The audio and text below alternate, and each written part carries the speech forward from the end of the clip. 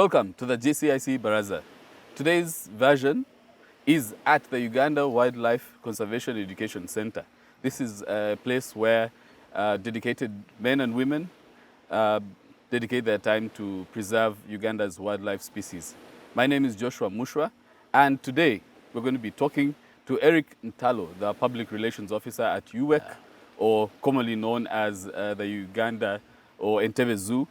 And he's here to tell us a little bit more about this place, considering that it's making 70 years. It was set up in 1952. Yes. 𝐜𝐸𝐿, you're welcome. Thank you very much.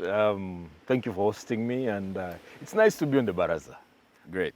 So briefly, tell us about this Uganda Wildlife Conservation Education Center, or 𝐜𝐸𝐥𝐸𝐿 Zoo. Okay, 𝐜𝐸𝐥𝐸𝐿 Zoo, thank you very much. Like you earlier said, we began out in 1952 as an animal orphanage, where animals would come here for, upon rescue, and then treating them.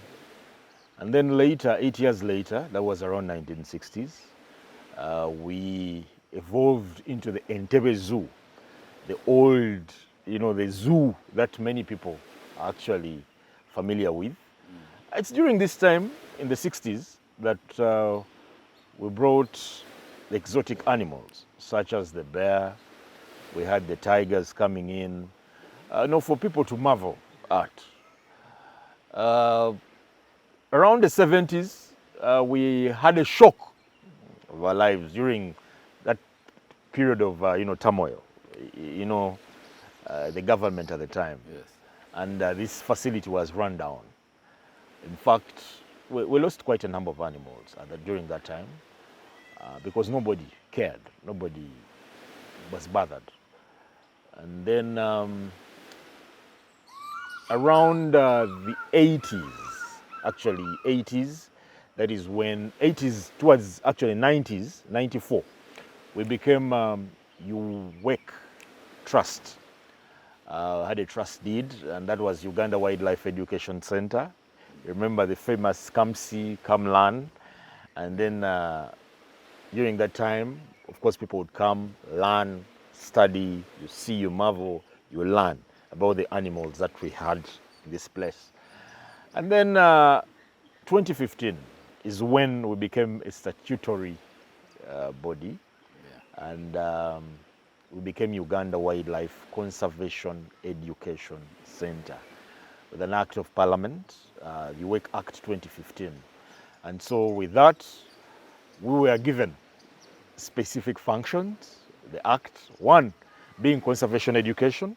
We need to change mindsets as 𝐜𝐸𝐥𝐸, change mindsets towards conservation of wildlife, people to appreciate and have a connection with wildlife. Two was rescue, rehabilitation, and release. So we rescue injured, orphaned, and sick animals. We rehabilitate them at the veterinary hospital, which is a national designated CITES center. Right. And then, at an ultimate time, we release them. The third was providing tourism extended services and facilities. So people come here for recreation, we go out there, people visit, tour, and appreciate the wildlife. 𝐜𝐸𝐥𝐸 is built to reflect the ecosystems in the wild. So we have the fresh water, which is Lake Victoria, right, second largest water body in the world. We have the marshy swamp. Which, by the way, happens to be a place where we are conducting the interview. Exactly. Yes. And then we have the swampy area where you saw the shoebills. Yeah. That is a habitat for those birds. We have the forest ecosystem here at 𝐜𝐸𝐥𝐸. And then also we have the grasslands, just like you saw. So we also reflect the protected areas we have in this country. Kidepo, you saw the Kidepo exhibit. We've had the Lake Mboro exhibit, Queen Elizabeth exhibit. So this is one-stop center, a window for the ecosystem in the wild. That when you come to 𝐜𝐸𝐥𝐸, you get a picture, a true picture, an impression of what you should expect around the country. So those are some of the functions we have, but our key mandate is conservation through education. And that's what we are for. Exactly. My next point would have been, how do these animals come here? But then I have to let the listeners know, and the viewers, that today was a wonderful day. I actually got an opportunity to be an animal keeper. Is that what they are called? Yes, animal keeper An for a animal day. keeper for the day. Yes. And it was a great experience. Absolutely. I reached all parts of the zoo, or conservation center, as you like to call it. Yes, Conservation Education Center. Exactly. But then usually the misconception out there by some of the enthusiasts who usually see circus animals, Yes. and they compare them to animals in conservation centers. They think it's the same thing. No. But these animals are really taken care of. But how can you explain to these people that they should come here and they should see these ambassador animals? Yeah. And of course, I wouldn't have explained it in a True. better or professional True. way. Please go ahead. You see, the zoo has evolved around the world, globally. We have zoos, we used to have zoos, I don't know whether they still exist, that used to take these animals for circuses. Like for, as extremely more of a money-making venture, more business, business-like. Now, here, what we do, the animals here, we never just pick them from the wild. One, they come when they are sick, they are either injured, either we confiscate them from illegal wildlife, from wildlife traffickers, people sneaking them out of the country or sneaking them across the border. We bring them here for rehabilitation, just like a human being. Right. People need to be rehabilitated, get back to their, work on their mental capacity, ensure they're physically fit. That's what we do here. So we never pick any animal from the wild. Two, the animals here, also we carry out wildlife breeding. They've been bred. That is a function we need to carry out. The lions you saw, for instance, there's only one lion that we got from the wild because it was sick, Sophie. All the other lions you saw, we have bred them from here at 𝐤𝐥𝐥𝐸. So and that is a plus. You're saying you do breeding for also the endangered species? Yes. So when we breed these animals, we want to manage the population, to balance with the population in the wild. Right. To have that, because that's why we're also doing the biodata bank, to have the genetic specimen and species, just in case we don't lose out, or animals that are threatened, ensure we know we have, say, a reserve. Right. So that's what we do here. And so it's an activity we have done, but animals you see here are in a semi-natural environment. And this is very, very important. No wonder in 2018, they recognized us as the best zoo in East, West, and Central Africa, as basically a benchmark because of the standards we had, animal welfare standards, good animal husbandry, good practices that actually are aimed at improving the welfare of these animals. And we also release them, remember. We take them back. The beginning of this year, we released 86 snakes. We took some shoebills 2 years ago.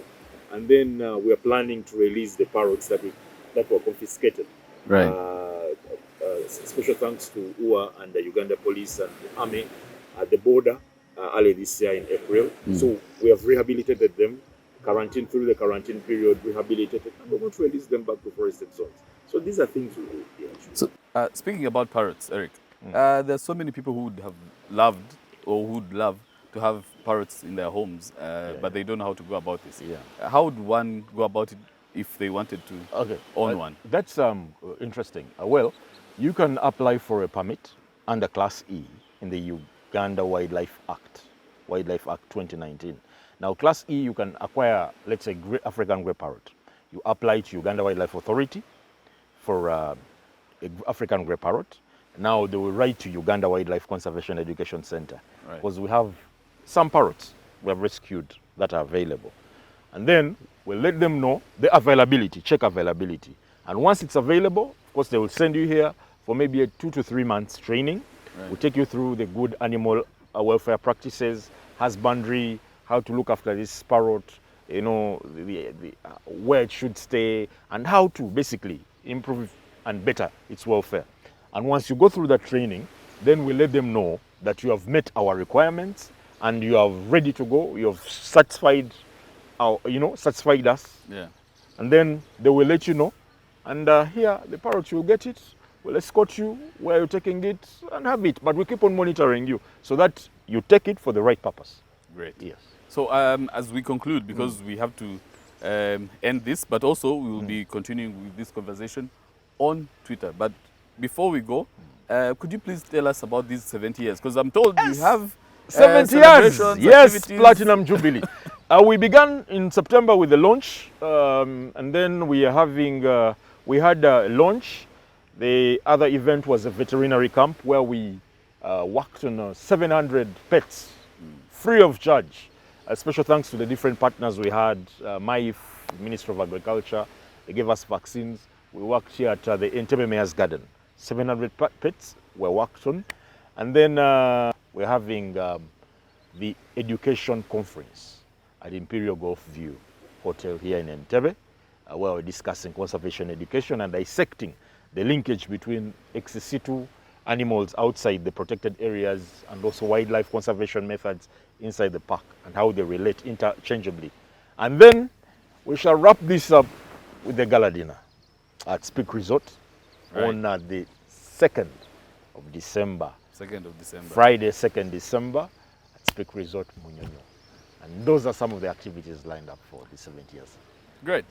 Thank you. And GCIC is invited. We shall, Oh, yeah. Not? I would be worried if you didn't extend an invite. Yeah. There you have it, folks. Thank you for tuning in. This was the YouTube version, but then we continue this discussion on our Twitter Spaces.